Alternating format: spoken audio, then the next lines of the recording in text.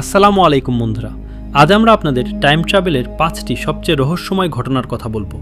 কখনো কি ভেবেছেন যদি হঠাৎ করে আপনি সময়ের বাইরে চলে যান এবং অতীত বা ভবিষ্যতে পৌঁছে যান তাহলে কি হবে? এটা কি সত্যি সম্ভব যে কোনো মানুষ ভবিষ্যৎ থেকে এসে আমাদের মাঝেই বাস করছে? এমন কিছু ঘটনা এবং গল্প রয়েছে যা আজও আমাদের জন্য এক বড় রহস্য হয়ে আছে। যেমন ইন্টারনেটে পোস্ট করা জন টিটার, যে দাবি করেছিল সে 2036 সাল থেকে এসেছে। আবার এমন একটি ফ্লাইটের গল্পও আছে যা হঠাৎ করে গায়েব হয়ে যায় এবং 35 বছর পরে কোনো পরিবর্তন ছাড়াই আবার ফিরে আসে। আপনি কি প্রস্তুত এমন কিছু রহস্যময় ঘটনার কথা জানতে, যেগুলো জানার পরে আপনারও শরীরে শিহরণ জেগে উঠবে? তো বন্ধুরা, ভিডিও শুরু করার আগে চ্যানেলটি অবশ্যই সাবস্ক্রাইব করে নিন, কারণ এটা আপনার জন্য একদম ফ্রি, কিন্তু আমাদের অনেক সাহায্য করে। চলুন তাহলে শুরু করা যাক এই টাইম ট্রাভেলের রহস্যময় যাত্রা। এখন চলুন শুরু করা যাক। চার্লি চ্যাপলিনের সিনেমার রহস্য, টাইম ট্রাভেল কি সত্যি সম্ভব? কোনো মানুষ কি 1928 সালে স্মার্টফোন নিয়ে হাঁটতে পারে? একটি পুরনো সিনেমার ফুটেজ পুরো পৃথিবীকে অবাক করে দিয়েছিল এবং টাইম ট্রাভেল নিয়ে নতুন করে বিতর্ক শুরু করেছিল। আমরা কথা বলছি চার্লি চ্যাপলিনের বিখ্যাত সিনেমা দ্য সার্কাস নিয়ে। 1928 সালে যখন এই সিনেমাটি মুক্তি পায়, সেখানে একটি ছোট দৃশ্যে দেখা যায় কিছু মানুষ সিনেমা হলে প্রবেশ করছে।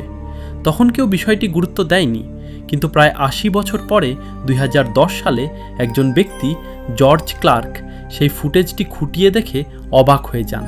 কারণ সেখানে এক মহিলাকে দেখা যায় যিনি কানের পাশে কিছু ধরে হাঁটছেন। দেখে মনে হচ্ছিল তিনি যেন মোবাইল ফোনে কথা বলছেন, কিন্তু 1928 সালে তো মোবাইল ফোনের ধারণাই ছিল না। মহিলাটি কালো পোশাক পরেছিলেন এবং তার হাতে থাকা ডিভাইসটি স্পষ্ট দেখা যাচ্ছিল। তার ঠোঁট নড়ছিল এবং মনে হচ্ছিল তিনি কারোর সাথে কথা বলছেন। তাহলে প্রশ্ন হলো, তিনি কে ছিলেন? তিনি কি ভবিষ্যৎ থেকে আসা কোনো টাইম ট্রাভেলার ছিলেন, নাকি এটা কেবল একটি ভুল ধারণা? কিছু মানুষ দাবি করেন তিনি ভবিষ্যৎ থেকে এসেছিলেন, আবার অনেকেই বলেন এটি শুধুই কাকতালীয় ঘটনা। কিছু বিজ্ঞানীর মতে 1920 দশকে বড় আকারের হিয়ারিং এইড বা শ্রবণ যন্ত্র ব্যবহার করা হতো। হয়তো তিনি সেটাই ব্যবহার করছিলেন, কিন্তু আজও এই ঘটনার কোনো নিশ্চিত ব্যাখ্যা পাওয়া যায়নি এবং এই রহস্য এখনও মানুষের কৌতূহল বাড়িয়ে চলে। Number 2, Rudolph Fentz. আপনি কি বিশ্বাস করেন কোনো মানুষ হঠাৎ অতীত থেকে বর্তমান সময়ে এসে হাজির হতে পারে? 1950 সালে নিউ ইয়র্ক শহরের টাইমস স্কোয়ারে এমনই একটি রহস্যময় ঘটনা ঘটে। একজন মানুষ হঠাৎ করে রাস্তার মাঝখানে উপস্থিত হয়ে যায়। সে খুব ভয় পেয়েছিল এবং চারপাশে অবাক হয়ে তাকাচ্ছিল, যেন সে অন্য এক জগতে চলে এসেছে। তার পোশাক ছিল অনেক পুরনো ধাঁচের, যেন সে 19 শতক থেকে এসেছে। পুলিশ তাকে জিজ্ঞাসাবাদ করলে সে জানায় তার নাম রুডলফ ফেন্স এবং সে এসেছে 1876 সাল থেকে। তার কাছে যে জিনিসগুলো পাওয়া যায় সেগুলো সবাইকে অবাক করে দেয়। পুরনো কয়েন, একটি চিঠি এবং এমন একটি দোকানের বিল যা বহু বছর আগে বন্ধ হয়ে গেছে। কিন্তু সবচেয়ে আশ্চর্য ঘটনা হলো, পুলিশের সাথে কথা বলার সময়ই একটি দ্রুতগামী গাড়ি তাকে ধাক্কা দেয় এবং ঘটনাস্থলেই তার মৃত্যু হয়। পরে তদন্ত করে দেখা যায় সত্যিই 1876 সালে রুডলফ ফেন্স নামে একজন ব্যক্তি নিখোঁজ হয়েছিলেন। তাহলে কি তিনি সত্যিই সময় ভ্রমণ করে 1950 সালে এসে পড়েছিলেন? আজও এই রহস্যের কোনো সঠিক উত্তর পাওয়া যায়নি। Number 3, flight 914। আপনি কি কখনো শুনেছেন এমন একটি ফ্লাইটের গল্প যা হঠাৎ করে হারিয়ে গিয়েছিল এবং 35 বছর পরে আবার ফিরে আসে? 1955 সালে ফ্লাইট 914 টরন্টো থেকে নিউ ইয়র্কের উদ্দেশ্যে উড়ে যায়, কিন্তু কিছুক্ষণ পরেই বিমানটির সাথে যোগাযোগ বিচ্ছিন্ন হয়ে যায়। অনেক খোঁজাখুঁজির পরও তার কোনো ধ্বংসাবশেষ পাওয়া যায়নি। সবাই ধরে নিয়েছিল বিমানটি দুর্ঘটনায় পড়েছে, কিন্তু আশ্চর্যের বিষয় হলো 1989 সালে, ঠিক 35 বছর পরে, সেই একই বিমান হঠাৎ করে আবার টরন্টো বিমানবন্দরে অবতরণ করে।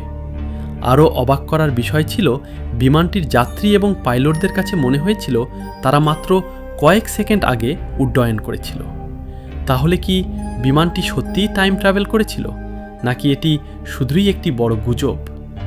আজও এই ঘটনার কোনো নিশ্চিত প্রমাণ পাওয়া যায়নি। নাম্বার 4, অ্যান্ড্রু কার্লসন 2003 সালে একটি সংবাদে বলা হয়, অ্যান্ড্রু কার্লসন নামের একজন ব্যক্তি অল্প সময়ে স্টক মার্কেটে বিপুল অর্থ উপার্জন করেন। ফেডারেল এজেন্টরা তাকে গ্রেপ্তার করে জিজ্ঞাসা করলে তিনি দাবি করেন তিনি 2256 সাল থেকে এসেছেন এবং ভবিষ্যতের তথ্য ব্যবহার করে বিনিয়োগ করেছেন। তার এই দাবি পুরো পৃথিবীকে অবাক করে দেয়, কিন্তু পরে তার সম্পর্কে আর কোনো স্পষ্ট তথ্য পাওয়া যায়নি। তাহলে কি তিনি সত্যিই ভবিষ্যৎ থেকে এসেছিলেন, নাকি এটা শুধুই বানানো গল্প? নাম্বার 5, জন টিটার। জন টিটার এমন একটি নাম যা এখনও ইন্টারনেটে রহস্যের বিষয় হয়ে আছে।